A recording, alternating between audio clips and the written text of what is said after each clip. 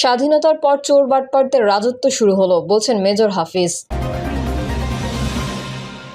জামায়াতের যেই ভুলে আওয়ামী লীগ ফিরে আসবে, জানালেন মান্না।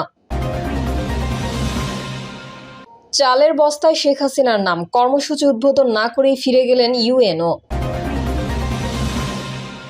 বগুড়ায় অগ্নিকাণ্ডে নিঃস্ব পরিবারগুলোর পাশে দাঁড়ালেন তারেক রহমান। এবং সর্বশেষ জানাবো, নিউ ইয়র্কে আওয়ামী লীগের মব ঠেকাতেই সরকারের এই অভিনব কৌশল। এতক্ষণ শুনছিলেন সংবাদ শিরোনাম, এবারে বিস্তারিত। তবে তার আগে অনুরোধ থাকবে আমাদের চ্যানেলটি সাবস্ক্রাইব করে বেল আইকনটি ক্লিক করুন। স্বাধীনতার পর চোর বাটপারদের রাজত্ব শুরু হলো, বলছেন মেজর হাফিজ। বিএনপির স্থায়ী কমিটির সদস্য মেজর হাফিজ উদ্দিন আহমেদ বীর বিক্রম বলেছেন, আমরা যুদ্ধ করে দেশটা স্বাধীন করেছি, কিন্তু স্বাধীনতার পর দেখা গেল চোর বাটপারদের রাজত্ব শুরু হয়ে গেল, যারা সাধারণ মানুষকে লুণ্ঠন করে তাদের নিজেদের ভাগ্য গড়া শুরু করলো। যেই গণতন্ত্রের জন্য আমরা যুদ্ধ করেছি, সেই গণতন্ত্রকে তারা ধ্বংস করে একদলীয় রাষ্ট্র গঠন করলো। তিনি বলেন, আমাদের প্রতিবেশী রাষ্ট্র ভারত, যারা কোনোদিন আমাদের মঙ্গল চায় না, সেই ভারতের পদানত করে দেওয়া হয়েছে বাংলাদেশ নামক রাষ্ট্রকে।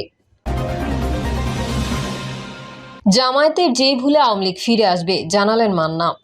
নাগরিক ঐক্যের সভাপতি ও ডাকসুর সাবেক ভিপি মাহমুদুর রহমান মান্না বলেছেন, পিআর পদ্ধতিতে নির্বাচন হলে আওয়ামী লীগ আবারও রাজনৈতিকভাবে ফিরে আসতে পারে। তার মতে, আওয়ামী লীগের বিদ্যমান ভোট ব্যাংক এই পদ্ধতিতে তাদের ফেরার পথ তৈরি করবে। জামায়াত যে পিআর পদ্ধতিতে নির্বাচন চাচ্ছে, তার রাজনৈতিক ভুল বলে মনে করেন মান্না। মান্না বলেন, জামায়াতে ইসলামী আন্দোলনের কর্মসূচি ঘোষণা করেছে, তাও 3 দিনের বিক্ষোভের কর্মসূচি। আমরা একদম প্রথম প্রশ্ন, দাবি একটা করা যেতে পারে, এই দাবিতে বিক্ষোভ কার বিরুদ্ধে, কার কাছে দাবি? যে সরকার আছে সে বলছে যে দরজা খোলা আছে, আমি যখন তখন পালিয়ে যাব, আমি থাকবো না, সেই তাদের কাছে এমন একটা দাবি দেওয়া হলো পিআর। পিআর কি আমি নিজেই ভালো করে বুঝি না মানে কিভাবে করা যায়, এটার ইম্প্যাক্ট সম্পর্কে আমার কোনো অভিজ্ঞতা নাই। এই পিআর নিয়ে পাবলিকের কাছে যদি যান, পাবলিক কিছুই বুঝবে না। আমাদের দেশের মানুষ এখনো প্রার্থী দেখে ভোট দিতে অভ্যস্ত। মান্না আরো বলেন, তারপরে আবার কথা আছে, এত মেজরিটি মাইনরিটির প্রশ্ন আছে, না হলে আপনি পিআর চাচ্ছেন কেন? আমাদের এখনকার যে স্ট্রাকচার, এইবার হয়তো মেজরিটি মাইনরিটি হবে, বাট নর্মালি যে সমস্ত জায়গাতে অলমোস্ট অন ইকুয়াল বেসিস লড়াই হয়, অন্য পার্টিও আছে, তখন দেখা যাবে যে খুব বড় পার্টি 40% পেয়েছে, আর অন্যান্য আরেক পার্টি 30% পেয়েছে, আর খুচরা সব মিলে 40। তখন গভর্নমেন্ট হবে কিভাবে? অনেক জায়গায় পিআর তো ফেল করেছে, কোথাও ভালো চলে, আমি খারাপ বলছি না। তো এইটা আপনি প্রস্তাব করলেন কখন? নিজের মধ্যে করেছেন প্রথমে। আমাদের যে 166টা প্রশ্নমালা দেওয়া হয়েছে, তার মধ্যে তো পিআর নাই। যে সমস্ত দল পিআর নিয়ে এখন বলছে এত সিরিয়াস, তাদের মূল দাবির মধ্যে তো পিআর ছিল না। পিআরে আওয়ামী লীগ ফিরে আসবে বলে উল্লেখ করে মান্না বলেন, যেমন ধরেন, আমরা কিন্তু পিআরের পক্ষে ছিলাম, যখন দেখি যে আওয়ামী লীগও ভোট করতে পারে, তো পিআরে আওয়ামী লীগের কাছে তো আমরা কিছুই না। দল ক্ষমতাচ্যুত হয়েছে বটে, কিন্তু ভোট যদি তাদের অ্যাভারেজ ধরেন 35% থাকে, কমে গেলে 20%ই হলো, তাও তো এই অপোজিশনে বসেই সে আসলো।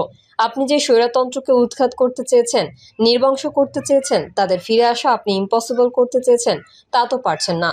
পিআর নিয়ে জটিলতা আছে জানিয়ে মান্না আরো বলেন, এরপরে আবার 2 পার্লামেন্টের কথা আসলো, মানে উচ্চকক্ষ নিম্নকক্ষ।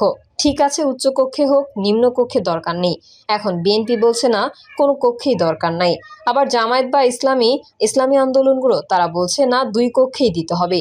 এগুলো এত জটিল বিষয়, যেগুলো আলোচনার জন্য আপনার সময় লাগবে, বুঝতে হবে, মানুষ বুঝতে হবে, ধৈর্য ধরতে হবে, বোঝাতে হবে। একবারেই আমি সবচেয়ে বসবো, এটা ঠিক না।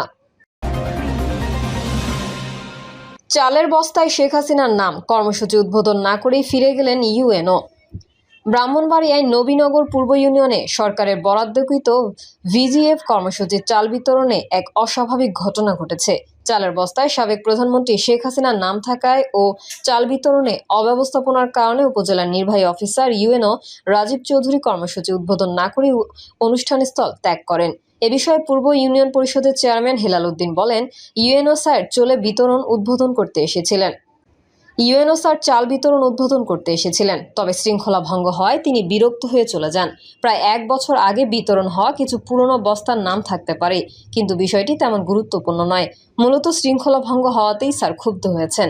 অন্যদিকে উপজেলা নির্বাহী অফিসার রাজীব চৌধুরী বলেন, চাল বিতরণের অব্যবস্থাপনা দেখে আমি সেখান থেকে ফিরে আসি। সাবেক প্রধানমন্ত্রীর নাম কোনো বস্তায় ছিল কিনা তা আমার জানা নেই, তবে আমি ইউনিয়ন চেয়ারম্যানকে বিষয়টি খতিয়ে দেখার নির্দেশ দিয়েছি।